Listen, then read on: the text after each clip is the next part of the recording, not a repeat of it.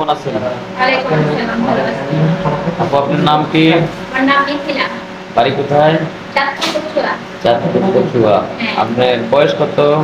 আমার বয়স 23-24 এরকম হবে। 23-24। বিয়ে শাদী হয়েছিল? না, বিয়ে শাদী হয়নি। এখনো বিয়ে শাদী হয় নাই? একখানো হয় নাই? জি না। আরে, এত সুন্দর বিয়ের একটা জন্য মানুষ, এখানে আসা।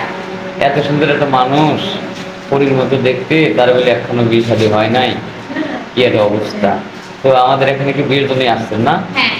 আচ্ছা, কেমন ছেলে চাচ্ছেন? কেমন ছেলে বলতে, ভালো একজন মনের মানুষ। বয়স? তার বয়সটা বয়স 40-45 হলো? বেশি হলেও সমস্যা নাই।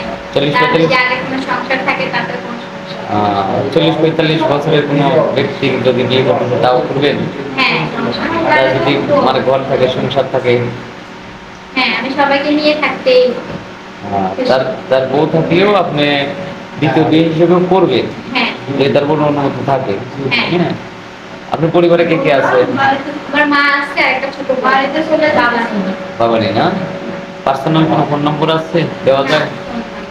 লোকজন ওদের সাথে যোগাযোগ, যোগাযোগ করলেই হবে। আমাদের সাথে যোগাযোগ করতে হবে। আমাদের সাথে যোগাযোগ করলে আপনাকে পাওয়া যাবে, এই তো? আপনি তো এখানে থাকবেন না, চলে যাবেন না, তো কিভাবে পাবো না? আমার বাড়ির ঠিকানা রেখে দিবেন। বাড়ির ঠিকানা না? হ্যাঁ। সমস্যা নাই, বাড়ি যদি থেকে কেউ আগেও। আমাকে সারা জীবনের সঙ্গী বানাতে চায়, তাহলে বাড়িতে গিয়ে আমার যোগাযোগ করে জানাবেন।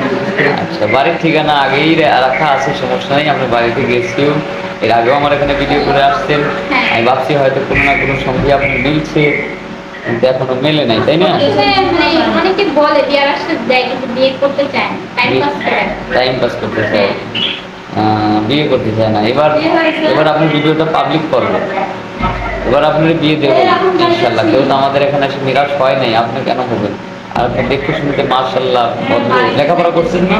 হ্যাঁ, বাংলা 8 পর্যন্ত পড়ছি, আরবি কোরআন শিখছি। আরবি কোরআন শরীফ করছেন, বাংলা 8 পর্যন্ত পড়ছেন, এই তো। তো এখন বর্তমান কিছুই করতেছেন না? হ্যাঁ, সেলাই কাজ শিখতেছি। আমার আম্মু সেলাই কাজ করে। আমি শিখতেছি। সেলাই কাজ শিখতেছেন।